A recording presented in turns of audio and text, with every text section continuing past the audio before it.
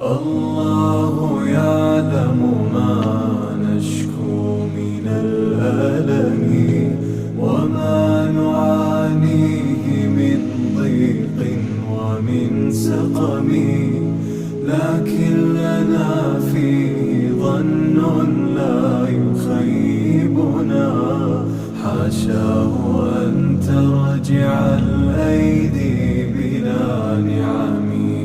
كم جاد من فضله قبل السؤال، وكم أعطى